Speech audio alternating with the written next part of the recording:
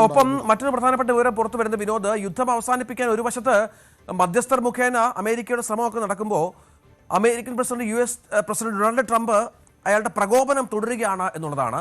ഏറ്റവും ഒടുവിൽ പറയുന്നത് കപ്പൽ ഉപരോധത്തിലൂടെ ഹോർമുസ് കടലിടുക്കിന്റെ പൂർണ്ണ നിയന്ത്രണം US സൈന്യം പിടിച്ചെടുത്തു എന്നാണ്. അടുത്ത ലക്ഷ്യം ഇനിയിപ്പോൾ ഇറാന്റെ ആണവ പദ്ധതിയുടെ ഭാഗമായ യുറേനിയം പിടിച്ചെടുക്കലാണ് എന്നും ട്രംപ് വെളിപ്പെടുത്തുകയാണ്. രണ്ട് കാര്യങ്ങൾ പ്രധാനമായും ആവശ്യപ്പെടുന്നു യുദ്ധം നിർത്താൻ. ഒന്ന്, നേരത്തെ പറഞ്ഞ പോലെ ആണവായുധം ഒരിക്കലും സ്വന്തമാക്കില്ല എന്ന് ഇറാൻ ഉറപ്പുവരുത്തണം. ആണവ പദ്ധതിക്കായി ശേഖരിച്ച യുറേനിയം US-ന് വിട്ടു നൽകണം. ഹോർമുസിൽ ഇറാന്റെ നിയന്ത്രണം ഒരിക്കലും അംഗീകരിക്കില്ല.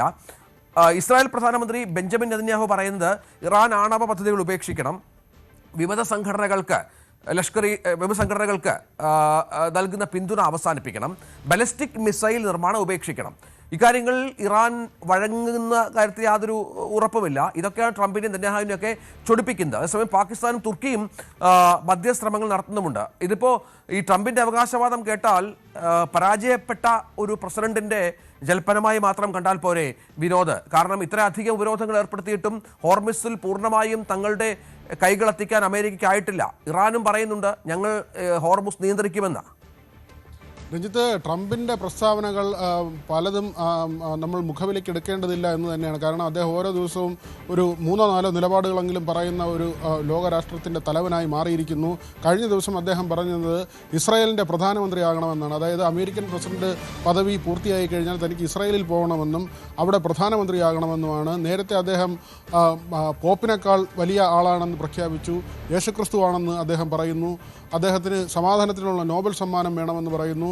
അതില്ലെങ്കിൽ യുദ്ധത്തിലേക്ക് പോകുന്നു. അങ്ങനെ ട്രംപ് പല കാര്യങ്ങൾ പറയുന്നുണ്ട്. അങ്ങനെ പലതും തമാശയുമാണ്. ഏതായിരുന്നാലും ഇപ്പോൾ ഒരു യുദ്ധത്തിലേക്ക് അമേരിക്ക പോകുമോ എന്ന കാര്യത്തിൽ സംശയമുണ്ട്. കാരണം അമേരിക്കയിൽ സർക്കാരിൻ്റെ ഹിതപരിശോധന നടക്കാൻ പോവുകയാണ്. അവിടെ ഡെമോക്രാറ്റുകൾ മാത്രമല്ല റിപ്പബ്ലിക്കൻ പാർട്ടിയിൽ നിന്ന് പോലും എതിർപ്പുകൾ വരുന്നുണ്ട്. യുദ്ധവുമായി ബന്ധപ്പെട്ട് എന്തിനാണ് ഇങ്ങനെയൊരു യുദ്ധം എന്ന ഒരു ചോദ്യം അവിടെ ഉയർന്നു വരുന്നുണ്ട്. മാത്രമല്ല ഈ അവിടുത്തെ വൈസ് പ്രസിഡന്റ് അടക്കമുള്ള ആളുകൾ ഇതിനെ എതിർക്കുന്ന നിലയുണ്ട്. അല്ലെങ്കിൽ ഈ യുദ്ധത്തിൻ്റെ വേഗം കുറയ്ക്കാൻ വേണ്ടി JD വാൻസ് ഉൾപ്പെടെയുള്ളവർ അങ്ങനെ ഒരു നിലപാടുമായി, ഒരു മയപ്പെട്ട നിലപാടുമായി മുന്നോട്ട് പോവുകയാണ്. അവിടെയാണ് ഇസ്രായേലിൻ്റെ ഭാഗത്തു നിന്ന് നെതന്യാഹു തുടരെ ട്രംപിന് മേൽ സമ്മർദ്ദ ശക്തിയായി ഈ യുദ്ധം തുടരുന്നതിന് വേണ്ടിയുള്ള സാഹചര്യം സൃഷ്ടിക്കുന്നത്. പക്ഷേ ഇസ്രായേലിന് വഴങ്ങുന്ന ഒരു സാഹചര്യത്തിലേക്ക് ട്രംപിന് പോകാൻ ഇപ്പോൾ കഴിയില്ല. അങ്ങനെയെങ്കിൽ അദ്ദേഹം അമേരിക്കയിൽ നേരിടേണ്ടി വരുന്നത് വലിയ ജനകീയ പ്രക്ഷോഭവും അങ്ങനെയുള്ള എതിർപ്പും.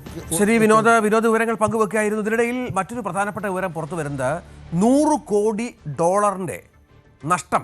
അമേരിക്ക ആവിയായത് $100 കോടി. $100 കോടി എന്ന് പറയുമ്പോൾ ഏതാണ്ട് 9,400 ഇന്ത്യൻ രൂപ ഒക്കെ വരും.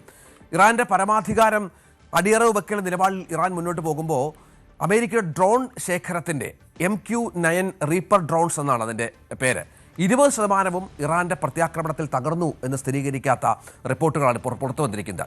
അവിടെയാണ് $100 കോടി ഇറാൻ അമേരിക്കയുടെ ആവിയാക്കി എന്ന വിവരം പുറത്തു വരുന്നത്. നമുക്കറിയാം US-ലൊക്കെ വലിയ നഷ്ടം ഇതുമായി ബന്ധപ്പെട്ട US-ലുണ്ടായിട്ടുണ്ട്.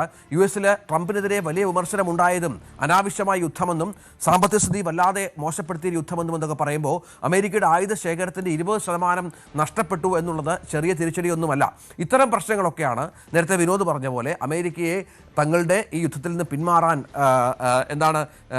അത്തരത്തിലുള്ള നിലപാടിലേക്ക് എത്താൻ പ്രേരിപ്പിക്കുന്നത്. പക്ഷേ ഇസ്രായേൽ അത് സമ്മതിക്കുന്നില്ല എന്നുള്ളതാണ് ഇപ്പോൾ അമേരിക്കയുടെ മുൻപിലെ ഒരു പ്രതിസന്ധി. കാരണം ഈ രണ്ട് രാജ്യങ്ങളും ഒരുമിച്ചാണല്ലോ ഇറാനെതിരെ ആക്രമണത്തിന് പുറപ്പെട്ടത്. ഇസ്രായേലിന് നഷ്ടം വന്നിട്ടില്ല. പണം മുടക്കിയതും ആയുധങ്ങൾ മുടക്കിയതുമൊക്കെ അമേരിക്കയാണ്. സാങ്കേതിക വിദ്യ മാത്രമാണ് ഇസ്രായേലിൻ്റെ ഭാഗത്തുനിന്നുണ്ടായിരുന്നത് എന്നതുകൂടി ഇതിനോട് ചേർത്ത് വെക്കണം.